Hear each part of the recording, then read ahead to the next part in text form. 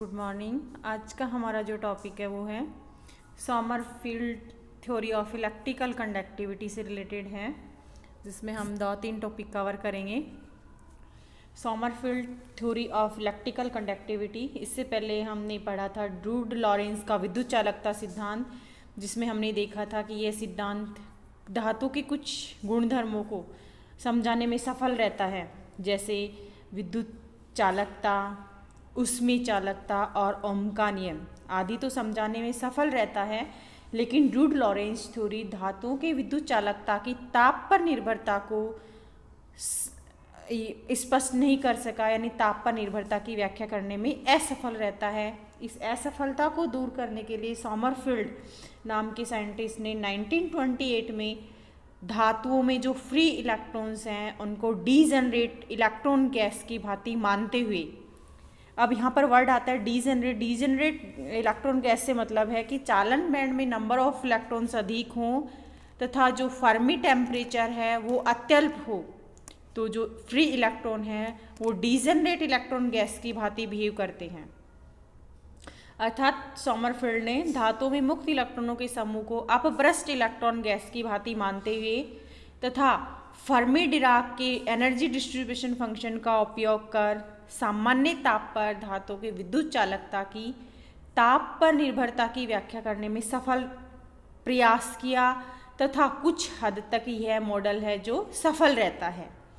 अब हम बात करते हैं इसमें समरफील्ड थ्योरी में, ज़्यादा हम इसको विस्तार से नहीं पढ़ेंगे। बोल्ट्जमान ट्रांसपोर्ट इक्वेशन यानी बोल्ट्जमान अभिगमन इक्वेशन का यूज़ करते हुए V delta r f minus e, यहाँ पर लॉरेंस फोर्स से रिलेशन है ये, e plus v cross b delta p f, ये यहाँ पर प्रेशर से रिलेशन है, f equal minus f naught upon tau. यहाँ पर एफ एंड एफ नोट क्या है? निकाय के स्थायी अवस्था अथवा साम्यावस्था में डिस्ट्रीब्यूशन फंक्शन है।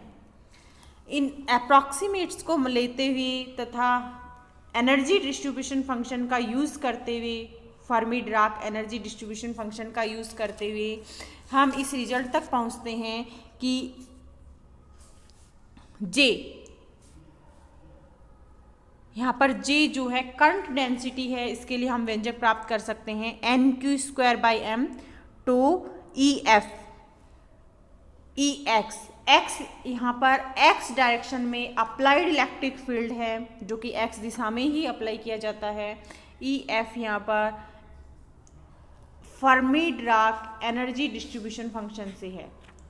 इन सब का यूज़ करते हुए हम इस रिजल्ट तक पहुँचते हैं कि जो करंट डेंसिटी है J वेक्टर इक्वल में NQ² टू यहाँ पर रिलैक्सेशन टाइम है, EF यहाँ पर फर्मी डिराक एनर्जी डिस्ट्रीब्यूशन से रिलेशन है और EX यहाँ पर X दिशा में अप्लाई किया गया इलेक्ट्रिक फील्ड है, जहाँ पर EF इक्वल में h²/2m 3n/8π⁴ कंडक्टिविटी, चूँकि जो कंडक्टिविटी, यहाँ हम इलेक्ट्रॉन करंट डेंसिटी के बारे में व्यंजक प्राप्त कर चुके हैं। Conductivity of degenerate electron gas, क्योंकि फर्मी डिराक सांख्यिकी का पालन करने वाले जो इलेक्ट्रॉन होते हैं वो डीजनरेट होते हैं। यहाँ से हम J/E को अगर हम रेशियो में लिख देते हैं तो सिग्मा कहलाता है, कंडक्टिविटी कहलाता है। तो इस टर्म्स में बचेगा यहाँ पर NQ² to EF, NQ² to EF। यह है अपभ्रष्ट इलेक्ट्रॉन गैस की विद्युत चालकता है। इस समीकरण से यह विदित हो रहा है, यह स्पष्ट होता है कि इलेक्ट्रॉन गैस की विद्युत चालकता में मुक्त इलेक्ट्रॉन्स का योगदान रहता है, नंबर ऑफ इलेक्ट्रॉन्स का टोटली योगदान रहता है, तथा उन इलेक्ट्रॉनों के बीच में जो संघट्य काल है जिसको हम रिलैक्सेशन टाइम कहते हैं उस पर भी ये डिपेंड करता है, जो फर्मी तल पर उपस्थित होते हैं। फर्मी लेवल की बात हो रही है यहाँ पर।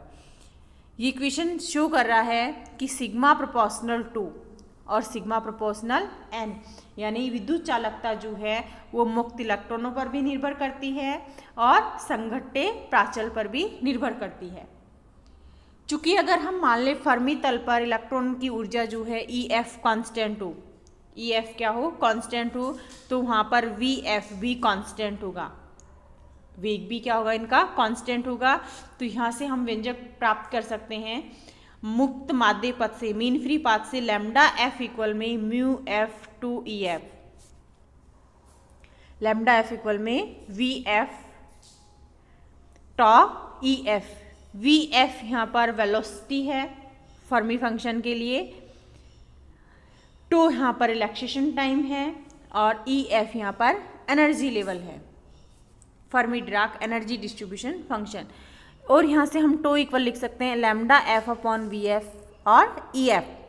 अगर हम विद्युत चालकता वाले व्यंजक में यानी कंडक्टिविटी वाले व्यंजक में अगर हम टो की वैल्यू रख देते हैं तो हम वहाँ से सिग्मा फाइंड कर सकते हैं लैम्डा की फॉर्म में NQ²/m, यानी इस इक्वेशन 1 में हमें टो की वैल्यू रखनी है sigma equal NQ²/m to EF, यहाँ पर टो की वैल्यू रखनी है, टो इक्वल है lambda F upon VF EF। जैसे ही हम इसकी वैल्यू रख देते हैं EF से EF कैंसिल हो जाता है, NQ²/m lambda F upon VF, NQ²/m lambda F upon VF। Right hand side में जो टर्म है ओनली, इस टर्म में जो ओनली लैम्डा F है वो ही टाइम पर डिपेंड करता है, सॉरी टेम्परेचर पर डिपेंड करता है, लैम्डा F प्रोपोर्शनल 1/T और सिग्मा प्रोपोर्शनल 1/T। चूँकि यहाँ पर सिग्मा डायरेक्टली लैम्डा के प्रोपोर्शनल है तो यहाँ पर लैम्डा डायरेक्टली प्रोपोर्शनल है 1/T के, तो सिग्मा भी डायरेक्टली प्रोपोर्शनल होगा 1/T के, और रेजिस्टिविटी डायरेक्टली प्रोपोर्शनल होगी T के। रो इक्वल 1/सिग्मा और 1/सिग्मा, चूँकि सिग्मा इक्वल 1/T है तो 1/सिग्मा इक्वल होगा T, प्रोपोर्शनल में होगा। ये रिजल्ट्स जो हैं वो एक्सपेरिमेंटल रिजल्ट्स के अनुरूप हैं, अर्थात results are according to experimental values. विद्युत चालकता सिग्मा प्रोपोर्शनल 1/T और प्रतिरोधकता रो इक्वल 1/सिग्मा प्रोपोर्शनल T। ये परिणाम प्रायोगिक निष्कर्षों के अनुरूप हैं।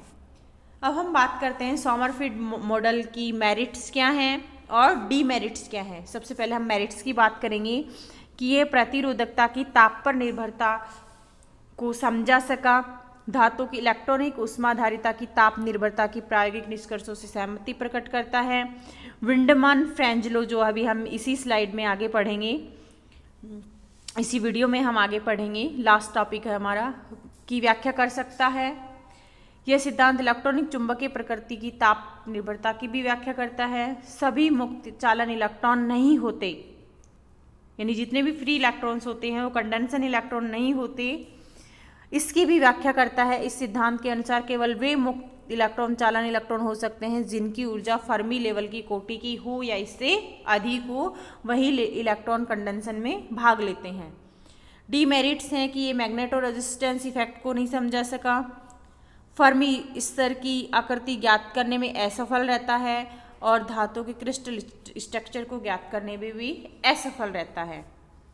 अब हम आगे बात करते हैं इलेक्ट्रॉनिक ऊष्मा चालकता। इलेक्ट्रॉनिक ऊष्मा चालकता के लिए हम यहाँ पर बात करेंगे कि जो ऊष्मा चालकता है उसमें दो तरह का योगदान होता है, एक इलेक्ट्रॉनिक होता है और एक लैटिस के कारण होता है। लैटिस के कारण जो चालकता है उसको हम कहेंगे फोनॉन, फोनॉन के द्वारा, यानी कुचालकों में ऊष्मा संचरण मुख्यतः ध्वनि क्वांटमों या फोनॉन द्वारा होता है, तथापि धातु में ऊष्मा संचरण इलेक्ट्रॉन तथा फोनॉन के द्वारा होता है।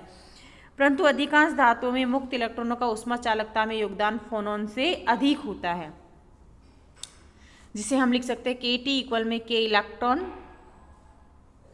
Plus K lattice. K electron जो है उसकी वैल्यू होती है 10⁻² K लैटिस के बराबर होती है। अधिकांश धातुओं में यही होता है। धातुओं में मुक्त इलेक्ट्रॉन यादृच्छिक गति करते हुए इनका कुछ भाग उच्च ताप से निम्न ताप की ओर गति कर ऊष्मा संचरित करता है। ऊष्मा का संचरण उच्च ताप से निम्न ताप की ओर होता है।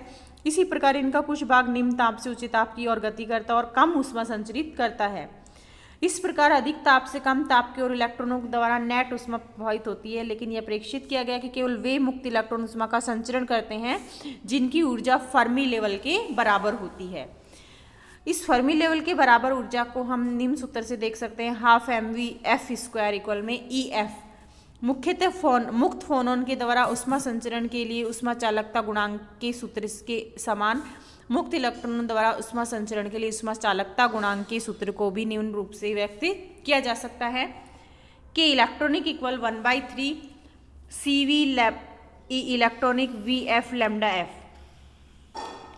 यहाँ पर हम देख रहे हैं कि CV इलेक्ट्रॉनिक विशिष्ट ऊष्मा फर्मी ऊर्जा तल पर इलेक्ट्रॉनों का वेग VF तथा माध्य मुक्त पथ यहाँ पर mean free path lambda F है। इस इक्वेशन इससे पहले वाले खंड में जहाँ पर हमने ये नहीं पढ़ा है फर्मी लेवल्स के लिए विशिष्ट ऊष्मा, उस व्यंजक से हम यहाँ पर देख सकते हैं n π² / 2 kb² T/EF। अगर हम इक्वेशन 2 में CV इलेक्ट्रॉनिक की वैल्यू रख देते हैं तो के इलेक्ट्रॉनिक यहाँ पर प्राप्त होता है हमारे पास में 1/3,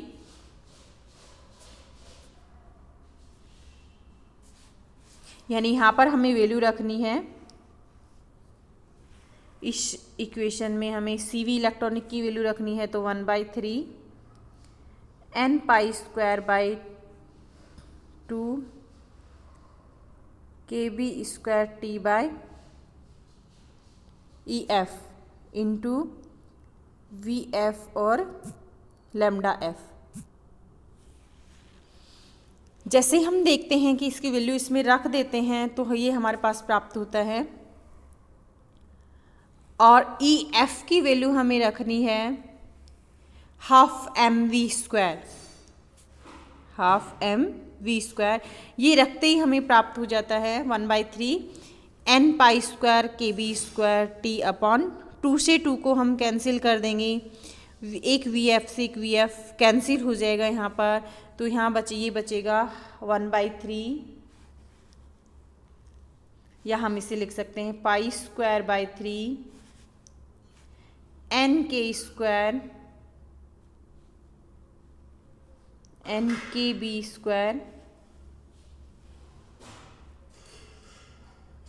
f/m और इंटू में T, 2f/m इंटू में T। यहाँ पर हम देख रहे हैं कि लैम्डा f/VF इक्वल में हमने यूज़ किया है 2f। जो ये लैम्डा f और एक VF नीचे बचेगा, इसकी जगह हमने क्या यूज़ कर लिया है, 2 यूज़ किया है, जिसे हम रिलैक्सेशन टाइम से लिखते हैं।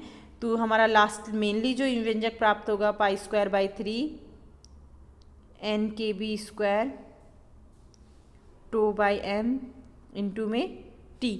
ये हमारा CV इलेक्ट्रॉनिक का यूज़ करते हुए के इलेक्ट्रॉनिक हम प्राप्त कर सकते हैं, जिसके लिए हम यहाँ देख रहे हैं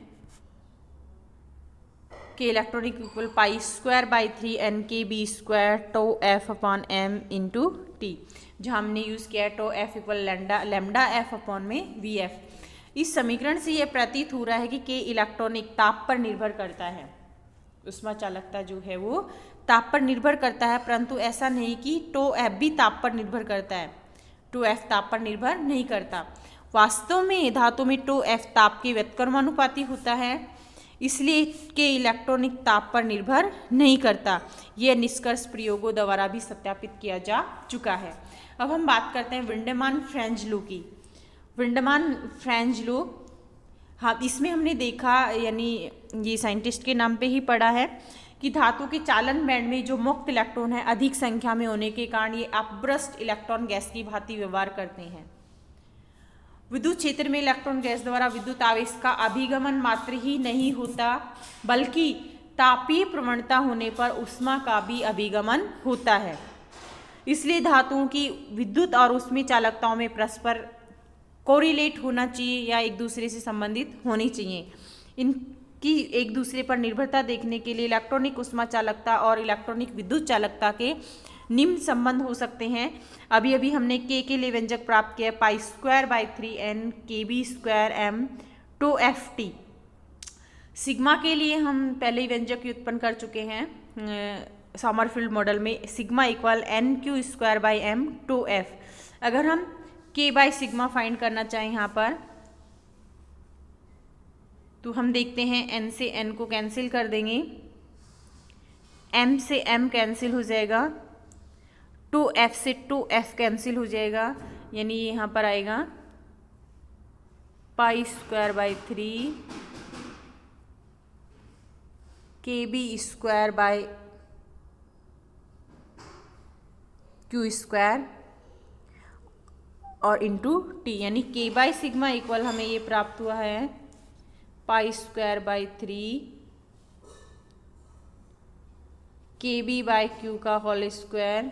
इस T को अगर हम डिवाइड में ले आते हैं, इस T को अगर हम डिवाइड में ले आते हैं यहाँ पर, तो ये K by sigma T equal में पाई स्क्वायर बाई 3, यानी ये ही बचेगा हमारे पास में KB Q square by M। इसमें भी जो राइट हैंड साइड टर्म है इसको हमने लॉरेंज संख्या माना है, लॉरेंज नंबर माना है, जिसका मान निम्न होता है 2.45 इंटू 10⁻⁻8 वाट ओमेगा पर केल्विन स्क्वायर। यह विंडमान फ्रेंज लॉ कहलाता है।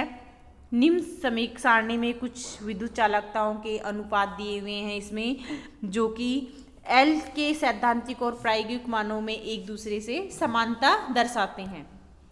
असाइनमेंट है ये हमारा, जिसमें कुछ परिभाषाएं हमें देनी है। विश्रांति काल, धारा घनत्व, विद्युत चालकता, अब्रस, डिजनरेसी,